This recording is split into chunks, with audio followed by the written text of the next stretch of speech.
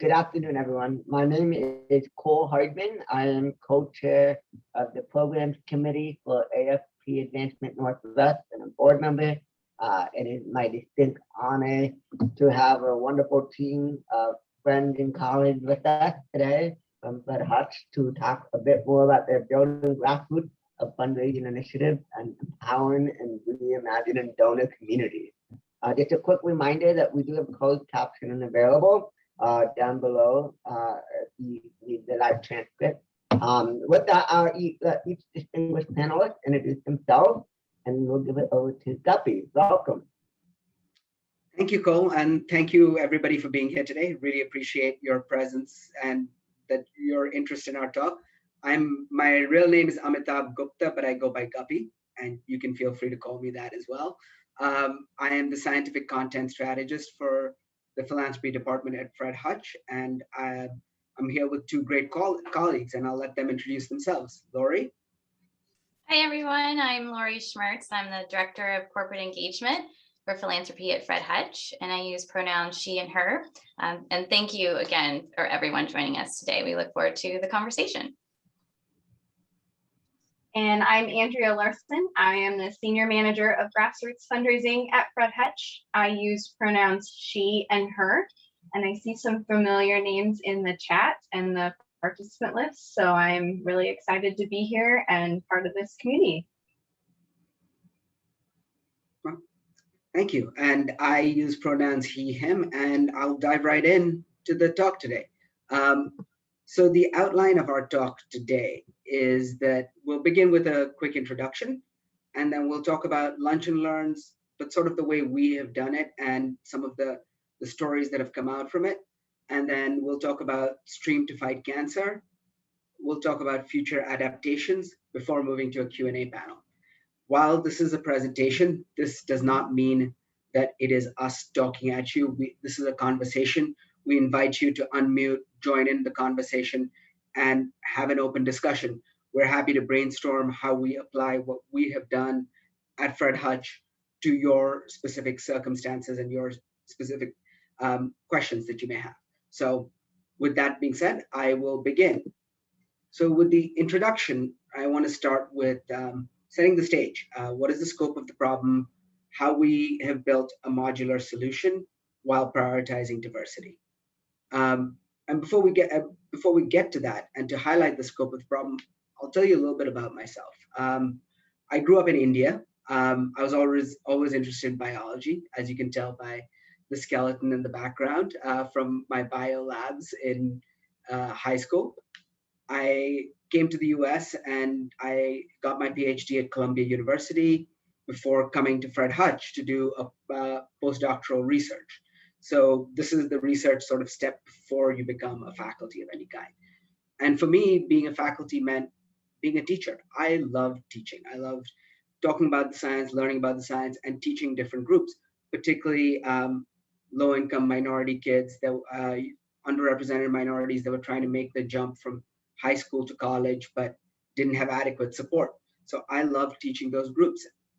And so imagine my surprise when I moved from teaching to philanthropy, and particularly philanthropy at Fred Hutch, and these big extravagant events full of very, very white faces and very, very white audiences. And it was definitely a struggle for me to start with. And it was a little bit more of a struggle for me as a scientist because I knew the breadth of the research that we had, but the very homogenous group of donors that we had, in a sense, were wagging the dog. It was sort of directing what kind of research we talked about, what sort of research we put forward. And to me, that was almost detrimental to the science. And that was my perspective as the scientist moving into philanthropy. And it wasn't just that. I felt that we were missing our full potential. If you imagine a world of all the donors, of which Fred Hutch donors are a subset, if what they are interested in is our cancer cure research, and that is what they're funding, and that's all we're talking about, we're not talking about all this other research that Fred Hutch does, the broad scope of which I will touch on a little bit in a couple of slides. And it was my firm belief that there is a donor out there that is interested in some aspect of Fred Hutch research, even the very esoteric biostatistics, which, I mean, I'll be honest, I struggle to understand most days of the week. And so I really felt that we needed to find a way to reach beyond our current group of donors into the community and take all this wide swath of our research out into the community as well. And so we decided to use lunch and learns because we could then connect with our donors and use them, give them an opportunity to be champions for the cause, make them feel empowered that they belong to something more than just themselves. And they could connect us to their networks and their companies and their groups and champion the science. And then we would work with them and work with the groups that were their companies to sort of figure out the right match of the research to those groups. And a lot of times we ended up with people being like, yeah, I know you guys do great work in cancer, but I'm really interested in herpes, or I'm really interested in HIV. And that would really open doors to talk about those other aspects of Fred Hutch research.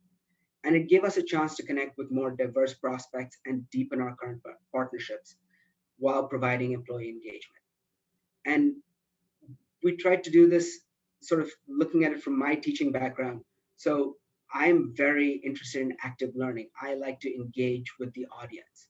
And this making our lunch and learns more engagement heavy and engaging with our audience could bring them more into our mission and to sort of break down the barriers between science, which sort of sits as an ivory tower unto itself, and everything else. And this pandemic has sort of shone a light on the need for good science communication, but we'll get to that in a second. But this also provided me a platform to bring out more diverse research and more diverse researchers to the audience. And so we listened to their interests, we paid really close attention, and we really tried to highlight the different people that are doing work, not just the research itself.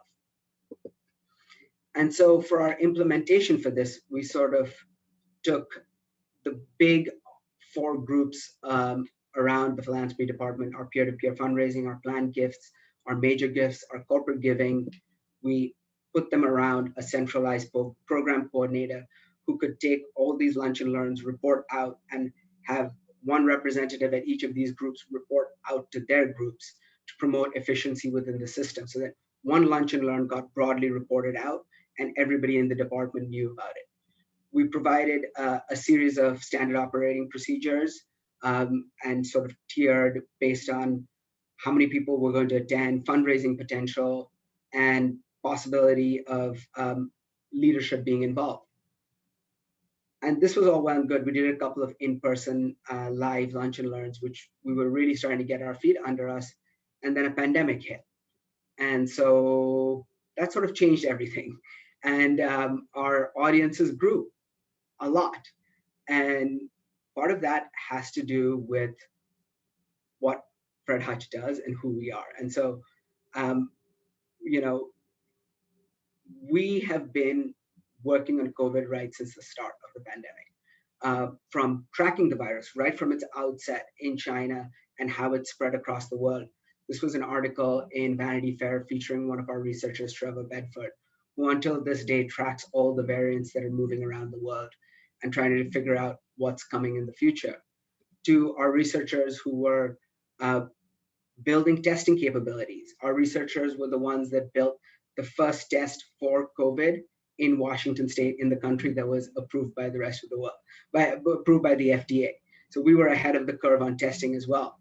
And then our HIV vaccine trials network became the hub for the centralized coronavirus prevention network vaccine trials. So 4 of the major vaccine trials that you have heard about were run out of Fred Hutch. And we made sure to ensure diversity in these COVID-19 vaccine trials as we went out into the world. And finally, we're also devising treatments for COVID. So with all of this, Fred Hutch and our work in COVID became more of a public good rather than just a lunch and learn, a sort of philanthropic model. And we sort of wanted to use that public good and move forward. But as you know, with COVID, the news changes every day. How do we stay on top of all these lunch and learns while keeping the impact minimal. So we built a modular but adaptable system. So our typical outline for a lunch and learn involved a sort of welcome introductory slide by company contact, preferably senior leadership, a templated Fred Hutch opening slide, and then a little bit of an intro for about 25 minutes before breaking into either facilitated conversations with one or more researchers, offering up a deep dive into a selected topic, or followed up by open Q&A, and then, or we even had just an open Q&A, ask me anything sort of system. And then we went with targeted call to action, which Laurie will talk about, and a templated follow-up with resources and email addresses to ask questions, and a templated sign-up form with opt-in. So with that, I'm going to pass to Laurie, but before I do, I'm going to take a pause to see if anybody has any questions on this implementation before I hand off to Laurie. I'll take a sip of my coffee and wait. All right, Laurie, you're up. Great, thanks, Guppy.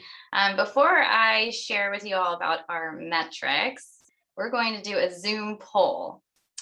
So Guppy is going to be my launcher of said poll. So this is Lunch and Learn by the numbers. So how many Lunch and Learns have we hosted, and how many people have participated since April 2020?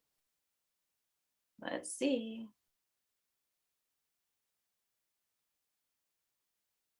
Looks like,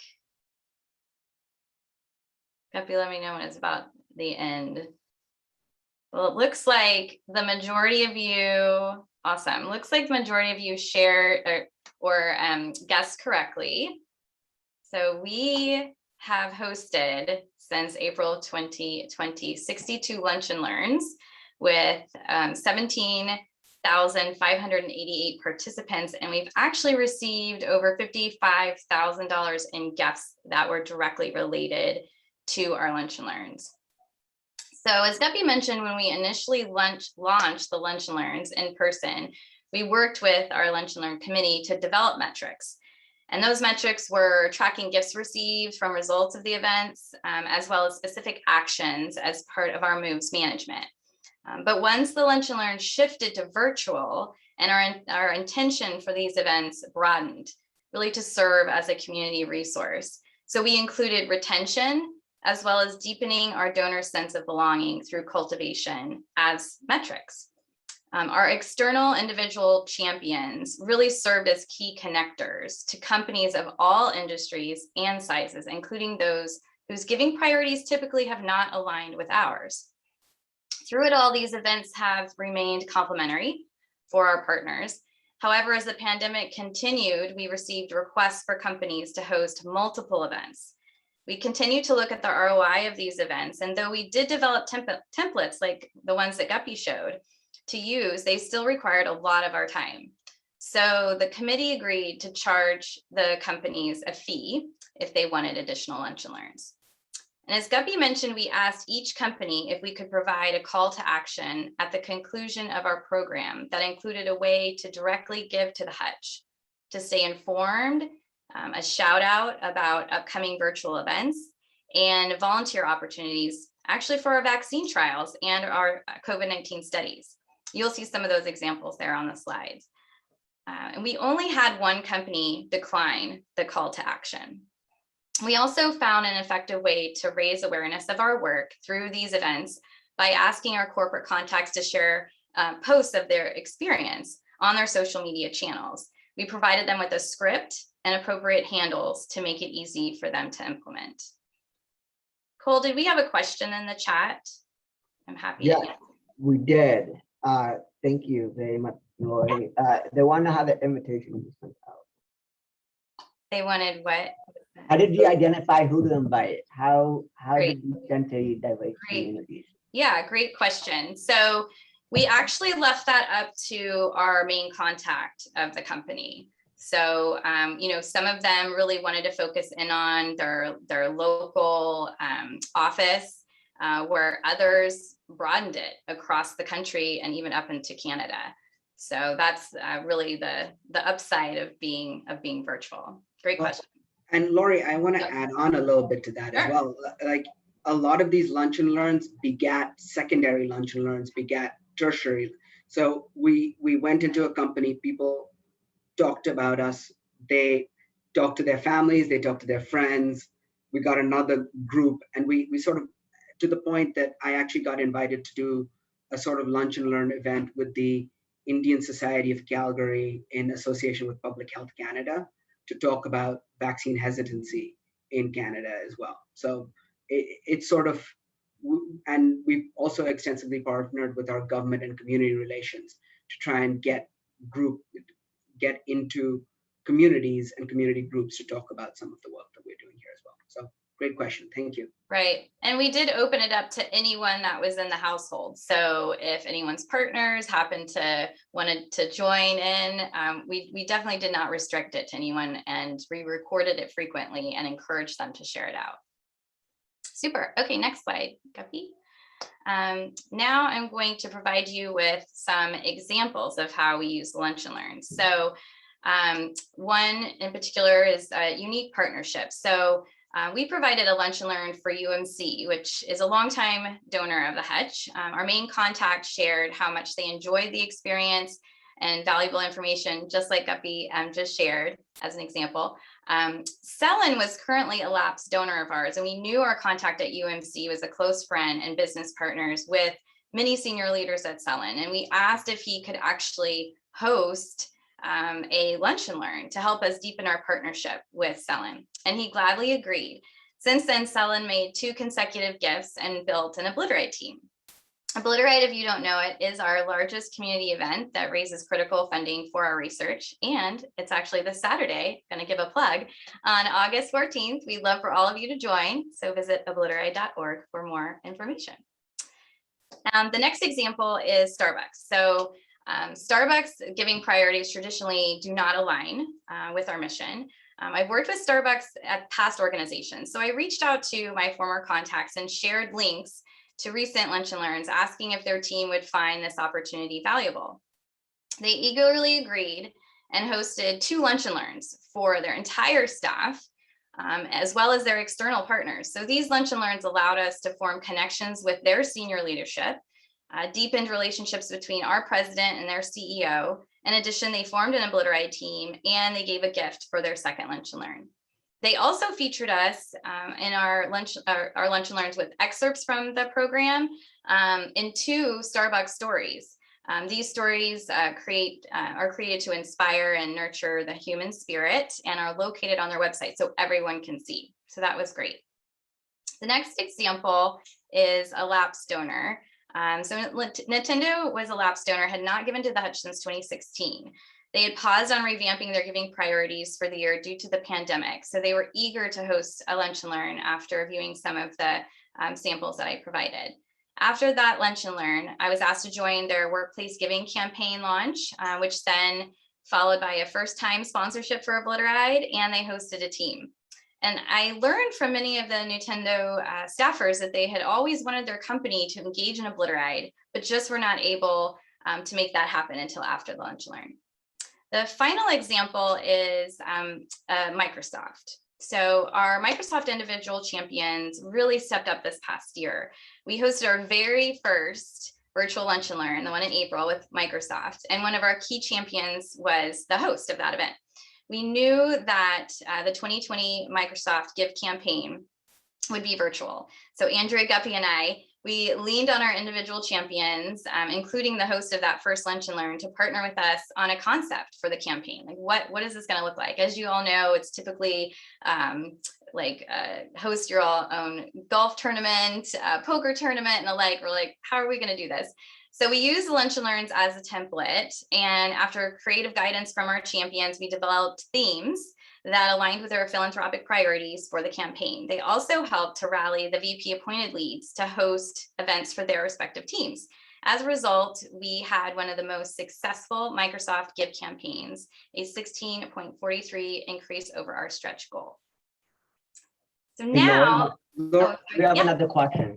Yeah, oh, sorry, yeah, go ahead. Thank you, Paul. Oh yeah, so when reaching out to companies, did you offer a menu of lunch and learn topics and they choose which ones they wanted? and they had to pay for the ones they chose, right? Yes and no. So we did have, we could talk about anything, any bit of our work that we do, from cancer research to COVID-19 and everything in between. The recent example I gave, the Microsoft Give campaign, we had choices because we had tapped those particular scientists in advance. We knew that they would be available during that time. But really we left it open to those contacts at the companies, and Guppy and I witnessed really the trajectory of the pandemic. At the beginning, it was like, is it okay to handle my Amazon box, all the way to what is now the Delta variant look like. So we, again, left it up to them, and we were able to customize it, though we still use those templates that Guppy had mentioned earlier. The payment was if they wanted more than one. Companies continued to come back to us wanting more than one because the pandemic continued to change and they wanted to hear directly from our scientists. So the ROI just was not there. It is still work for us to do. So as I mentioned, the committee put together, that there is a fee for a second or third one. So now I'd like to turn over the mic to Andrea Larson. As our corporate team partners with champions within corporate groups, Andrea works with external audience champions through live stream fundraising. Andrea, take it away. Thank you, everyone. As Laurie just said, I am the Senior Manager of Grassroots Fundraising at Fred Hutch. And it is my role within Fred Hutch to explore emerging technologies and opportunities in order to make sure we're engaging with donors in the space that they prefer. So an example would be my 65-year-old dad spends a lot of time on Facebook. So I want there to be a donate button when he's scrolling through his feed for Fred Hutch. Or on the other end, my millennial husband, he never checks his email.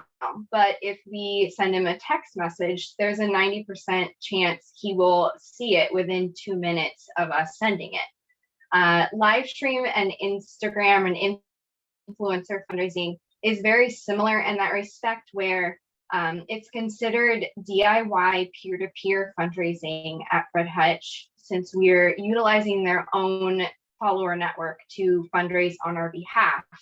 And we are using these emerging technologies and platforms like Twitch, Facebook gaming, Instagram, in order to connect with these communities that they've built and access donors who spend a lot of time on those platforms. So what is an influencer? I like to describe them as a content creator on the platform of their choosing. There are influencers out there for any subject or interest area that you can imagine. So it is a great way to really hone in on very niche, diverse groups of people. And they make great partners in peer-to-peer fundraising because they really do have an influence on those who choose to support them and watch them as entertainment. Note on the slide the different tiers of influencers, and then I have a list of some of the ones that we have helped or worked with recently.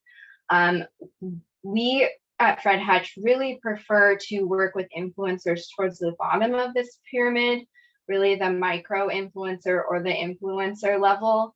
The ones at the top are like the Russell Wilsons and the Kim Kardashians of the world, and they're getting DM after DM every hour asking for somebody to promote their product or help them raise money. But if you work with the ones that have maybe a smaller community, there's more of a mutual benefit because they are actually trying to grow that platform and grow the space that they're working in. And there are oftentimes more easy to communicate with and more responsive to these requests because they get less of them. And they are typically free to work with at this point too. Sometimes if you get a really, really heavily sought after influencer, there's a fee to partner with them, but you can get the same type of communication and interaction from someone in that micro influencer level. And I typically feel like it comes off as a better partnership. And we will often harness partnerships with social media influencers and micro influencers to create fundraising campaigns. This is a very basic one that we've worked with a few times, where this influencer on Instagram, she works very hard to break down stigmas related to herpes. And here at Fred Hutch, we have a researcher who is working on a gene therapy editing tool to help eliminate herpes in his studies. And when he had a paper released last year, we worked with Emily to have her share out on her feed why it was important to her to support our researcher, and why that research is important to, or should be important to, those in her community. So it was a really great way to find some new members of the community who this cause might be very important to, and connect with them on a more personalized basis about why their support would be helpful to what we're doing. And there are a subgroup of influencers and content creators who live stream video games and entertainment and host what are called charity streams on these feeds through platforms like Twitch, Facebook Gaming, and YouTube. Charity streams, I like to call them the 2021 version of a telethon. And I'm hoping that some of you out there have a Twitch account. You can use the raise hand function on Zoom to note if you do or not. But if you haven't heard of it at all, Twitch is an online platform for live video streaming, and it offers a lot of content, from anything from watching video gamers play your favorite video games, to cooking demonstrations, karaoke competitions. There's really the whole gamut of interest on Twitch, and it's becoming a lot more mainstream. Some fun facts about its viewership: there are more than 15 million daily active users on Twitch alone. In 2020, they reported 633 billion minutes were spent watching Twitch. And since 2011, $300 million have been raised for charities. So this has been around, and the viewership is just growing and growing. Twitch actually reported a 45% leap in viewership between March and April of 2020. So that lockdown period of the pandemic really helped them. People were looking for new content to entertain themselves with. And from that as well, those content creators that were working really hard to provide that content and that entertainment, there was a huge interest from them to help nonprofits respond to COVID-19 as well. And luckily, Fred Hutch was the beneficiary of a lot of activity. We had over 85 streams in 2020 alone, and 25 of those specifically were COVID related, raising money for that work that Guppy and Laurie explained earlier. Now, each stream is very different. You'll see on the slide there are video gamers. One was a concert performance. One of my favorites to date is this couple who were doing a cake bake-off competition, and every time we reached a specific fundraising milestone, one of them got to sabotage the other's cake by making it a different color or adding a secret ingredient, and it was really fun to watch. So as you can see that while everything is very different in terms of what type of entertainment you could put on, each of them are really working hard to engage that donor and viewership community and introduce Fred Hutch to their viewers in a really unique way. So there is really so much opportunity to connect with diverse areas of interest while reaching a global audience. Some other fun things that I've seen happen are people in the chat that are like, I live in Sweden now, but I actually interned at Fred Hutch early in my career. So while the reach is very broad, it's also, there are so many ties that are close to home that really center it and bring it back to that local aspect as well. And it's fun to play off of that and just really have fun with that part. And how Fred Hutch stands out in this campaign. I will say that the popularity of charity streams will continue to grow. There are more streamers and content creators and also more increased viewership all the time. There are also more nonprofits that are jumping on this opportunity, especially when we're trying to find ways to digitalize the event world. And so there are ample ways to customize this to make it really reflect your mission and your nonprofit in a way that's really wholesome. For Fred Hutch, what that meant was we really try to utilize those scientists and researchers that we have that tend to enjoy playing video games in the first place. So any opportunity that I have to say, hey, do you want to come and play Call of Duty for 8 hours and talk about your science? We have a really fun time having those folks come in and just casually be a part of these streams.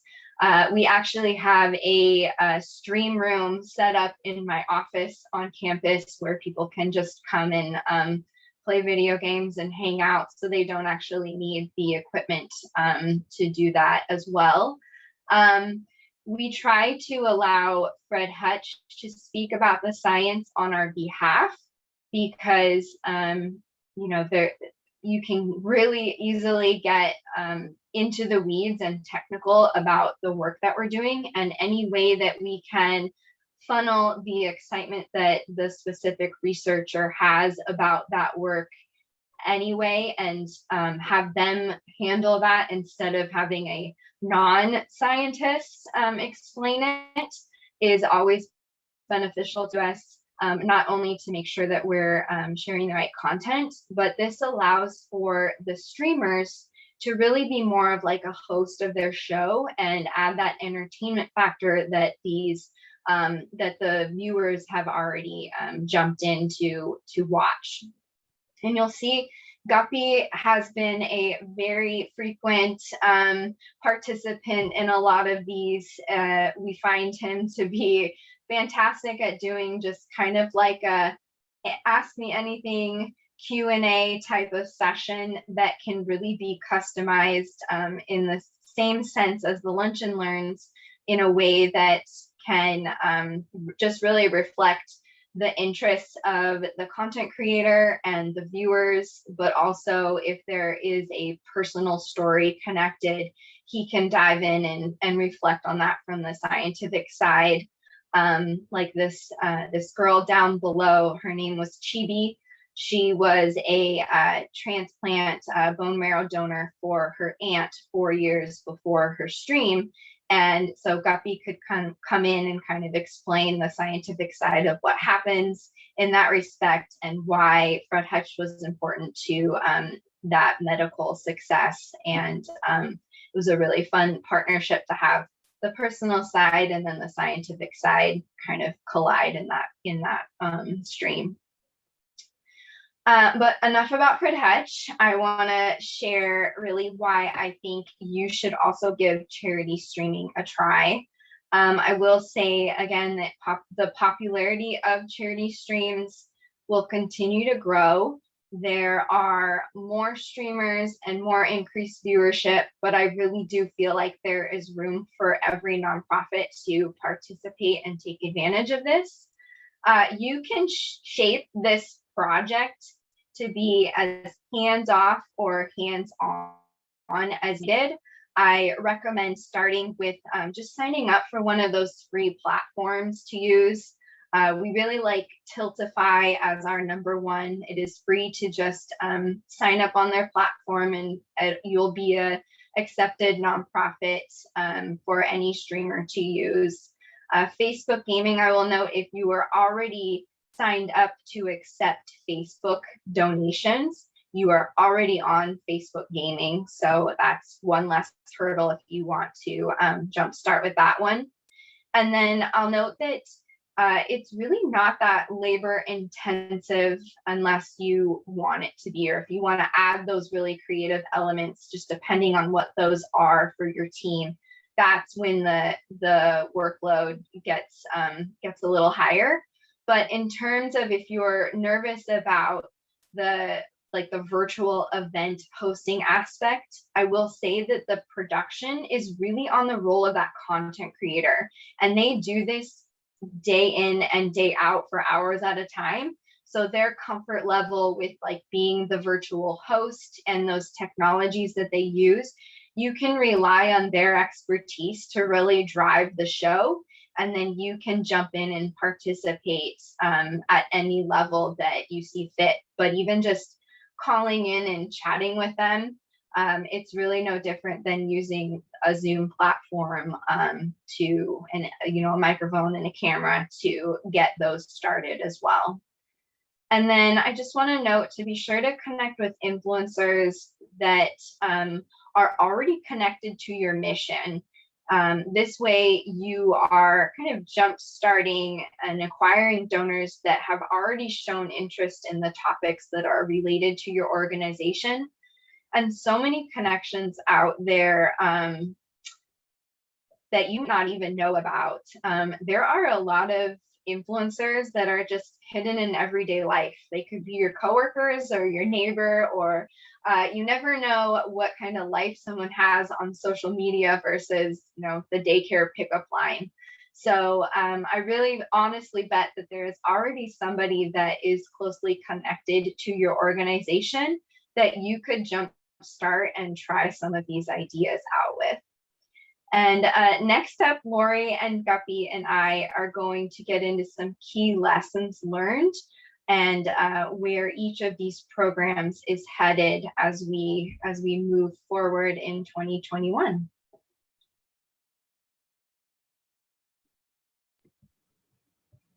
Yeah, thank you, Andrea. We'll take a moment to see if anybody has any questions for you before we head into our future questions. Any questions for Andrea? You can either put it in the chat, or you can just ask it directly. Yeah, Jennifer, go ahead. Hi, aloha, Dr. Guppy. A question for Andrea. In terms of workload, I am a one-person fundraiser shop, and I am wondering a couple things. At what point can you decide as a fundraiser for your nonprofit organization that the workload is going to be manageable? It's, the act and starting these new campaigns is quite large. Although I'm intrigued and dreaming about all of these new gifts that would come in and all of these new supporters that would come in, how can I weigh the cost benefits? Talk me through that so that other fundraisers in my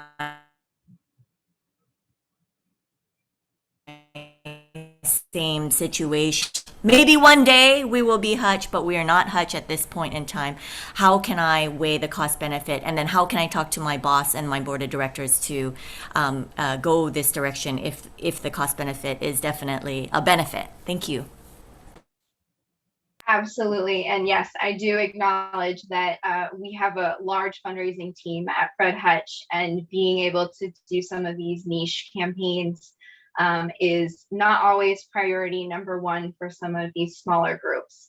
But signing up to accept gifts and just be available for these streamers is free. So there is no real cost to that. You can, especially for Tiltify, I will say that you just streamline that payment portal through their platform. It lands up in your PayPal giving fund. So if you already have PayPal set up, that is an easy way to connect it. I think it can also connect to Stripe as well as Amazon Pay, if those are two options that you have available. And you can really make it, I would suggest, I mean, the workload for my team comes where I am trying to take these partnerships that I have and try to connect the right researchers, and also the time it takes to, I mean, some of these will have a 8-hour fortnight stream, and we try to actually be present on the stream as long as possible, active in their chat, and just participating and being available for any questions or providing answers and support for that person. But I have seen very successful streams happen without any nonprofit folks and representatives in the space with them at all. And so, I mean, to make it simple, we've created just a really basic toolkit that we can send to each streamer that wants to put on one of these charity streams. And they have a lot of basic information and make it kind of hands off for a lot of the lower level ones for us. And so I think that there's a lot of wiggle room to just tell these folks what you can provide and what you can't. And especially if somebody personal connection, that's the ultimate driver. And that's already on the host of that stream to really tell their own story. And I never really worry too much about getting into the weeds with or even trying to take control of that really personal connection. So there's just a lot of room to work with the opportunities that you have and the resources that you have. Other things are that this might be fun for a volunteer for your organization who might really already be ingrained in the streaming community. If you have folks who already watch or have favorite content creators on Twitch or are already fans of video games, they might already have some of these connections and personal relationships that they can handle. And they might be watching the stream anyway, so why not let them chat about why it's important for them to volunteer for your organization as well and act as that representative. I'm happy to share our toolkit with anybody and chat more through different brainstorming opportunities as well, but I'll let the presentation move forward from there. So there's a question in the chat which sort of comes to our future adaptations, and it starts with a question from James, I believe. Do you want to unmute and ask the question, or should I just read it? Hi, thank you. I'm happy to ask. I'm wondering if any of the lunch and learns were open to the general public or just the employees of the partners that you worked with. Thank you. Yeah.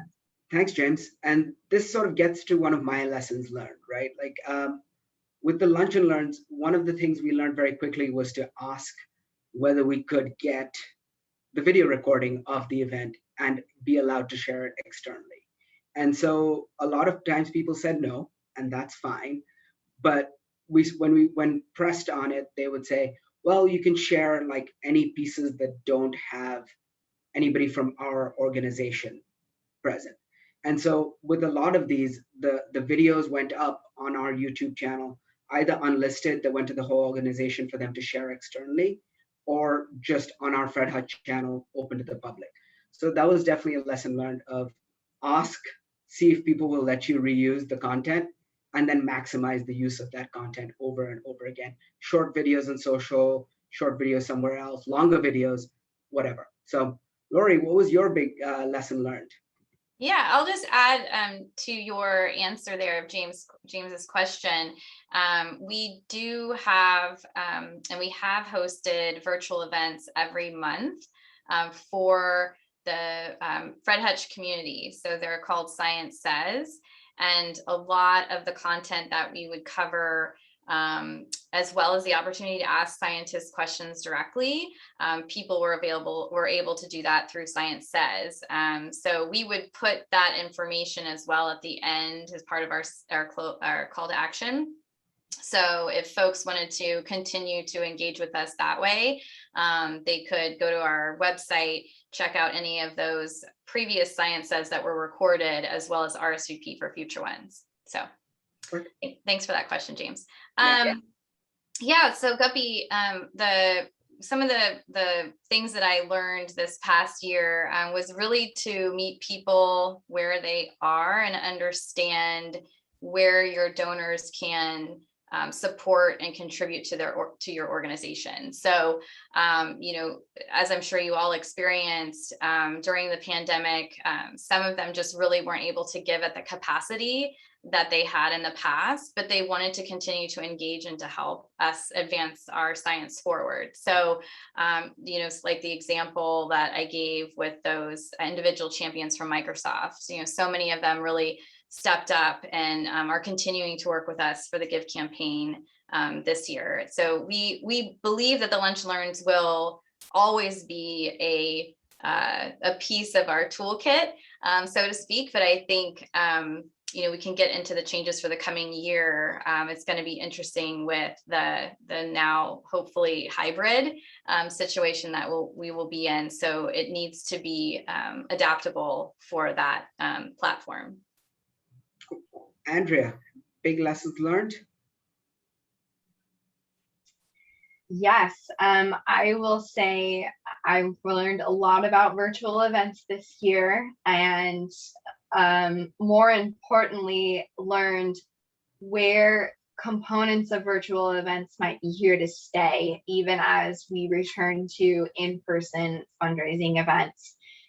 Charity streams and live feeds on Instagram and Facebook and YouTube, those are all ways that you can continue to integrate a part of the wider reach into your events, even as we return to being in a room together. And these streams are really a fun element to help reach and help just stay creative in especially the peer-to-peer kind of offerings of events. They've all been very traditionally physical events, like a 5K or a mountain climb or a bike ride, and being able to do something that will help with folks with more physical disabilities or cancer patients notoriously have a lot of with while they're in treatment might not feel up to doing some of those physical elements, and eliminating that barrier by making just kind of a fun sit at home virtual opportunity as part of the event could really just help potential for embracing more of our patient portal and our patient access. So I'm going to go back to you again, Andrea, just to keep you on your toes. Any new changes for the upcoming year? What are the big plans? I have yet to fully get us jump started as a fundraising option on TikTok, but that's probably my next avenue to really dive in and utilize a lot of those influencers and content creators. I'm seeing a lot of people that throughout the pandemic kind of quit their 9-to-5 jobs and took their expertise in a field and are having a lot of fun with the friends on TikTok and transitioning those typical jobs into creator jobs and finding a way to partner with some of those like-minded folks and jump into all of the fun that's been happening over there. I'm really excited to do. Well, Laurie and I will work on our TikTok dances, but other than that, what else are you planning to work on for the upcoming year, Laurie? As long as it's like some 80s music going on, I think I might be able to do it. Thanks, Guppy. As Andrea mentioned, this virtual way of engaging people, we believe, is here to stay. And so working together with the committee, as I mentioned, to figure out, how are we going to do that? Because we also want to bring scientists to companies physically, as well as bringing people to Fred Hutch and really experiencing our labs firsthand. So what does that actually look like? Because we never would have dreamed, if someone would have told Guppy and I, that we would be reaching over 17,000 people in a year. I mean, it's mind blowing to us. So it's really important to be able to continue to reach out to so many people. So we're working on that, as well as Guppy mentioned earlier, our government affairs and our teams from diversity, equity, inclusion, and our Office of Community Outreach Engagement. It's so important for us to continue to work alongside them and the great work that they're doing, and how we can bring in more of their community members and the BIPOC community, and to be able to provide these lunch and learns for them, and to kind of rise up the great work that they're doing. So looking forward to doing that in the year ahead.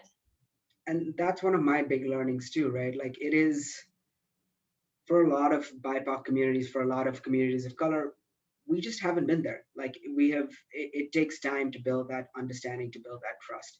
And so one of my goals is to be present a lot more, but also to go in with no assumptions about our science. And that's one of the things I definitely learned from these lunch and learns, is I would sort of go to a lunch and learn, think about what the audience was, what they worked in, and think about what they'd be interested in. And through Zoom polling and all these adaptations, I've discovered that my assumptions were totally wrong. And so for a lot of my upcoming lunch and learns, I just want to go and say, hey, I have no agenda. I'll let you set the agenda for the talk, and being more general and letting people decide what they want to hear in the moment, because the employees of a certain company may want something different than the boss does. And so while we can work with the boss and sort of hone down so the boss is interested, making sure we leave room for everybody else that is present at the company is going to be critical for us going forward. So I will move to open Q&A. We've gotten a few, but we have a few more minutes, and see if anybody has questions. Feel free to unmute, come on in, ask a question. I'll just chime in and say that yes, I will send the toolkit out as part of our post-event communications for everybody.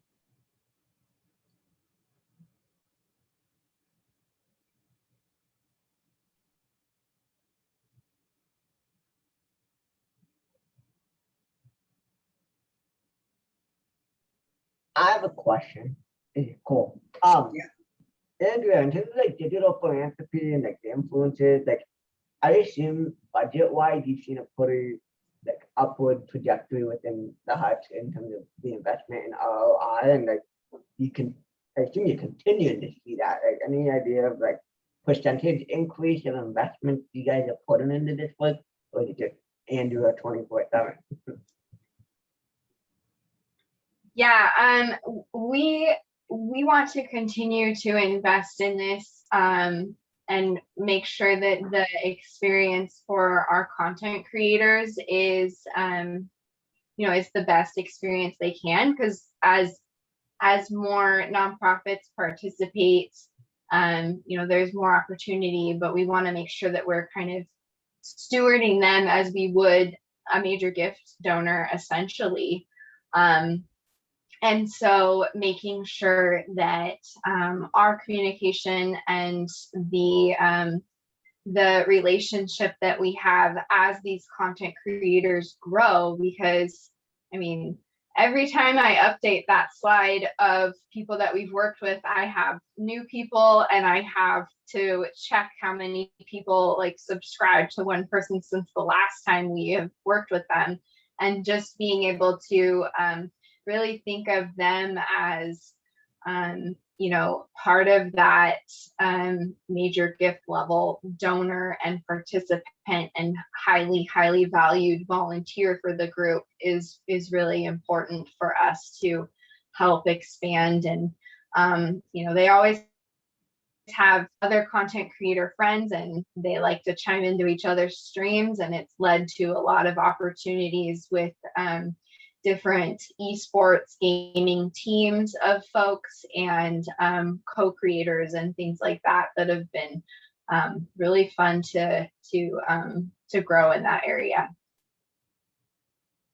So I see some people dropping off the presentation, so I'll quickly do a short thank you and say that if you need to know more about Fred Hutch, you can sign up for our e-news, you can volunteer, you can donate at fredhutch.org/signup. Our next virtual Science Says event is confirmed as of an hour ago to be October 7th. We'll be talking about solid tumors, including breast cancer, lung cancer, and stomach cancer. So October 7th at, what was it? 11 a.m., I believe is the time, will be that event. You can learn more about Fred Hutch's work on COVID at fredhutch.org/coronavirus. And you could still sign up your kids for a vaccine trial at preventcovid.org. And you can follow us at Fred Hutch on Twitter, Facebook, LinkedIn, and Instagram. And before I finish, I have to say we're hiring. There's a lot of new positions being that are open at Fred Hutch, and if people are interested, you can reach out to one of us. And so we'll take more questions if people have them. Yes, Jennifer. Seriously need to clone you, Dr. Guppy. I mean, you should just go into fundraising. I did see in the chat that there was a question from Beth earlier, and I was curious to know the answer to Beth's question. I'm curious how invitations were extended. How did you identify who to invite? How did you center on diverse communities? Also from Wendy, when reaching out to a company, did you offer a menu of L&L topics, and they chose which ones they wanted and they had to pay for the ones they chose, right? So I just saw those in the chat. Yeah. All right. You want to start?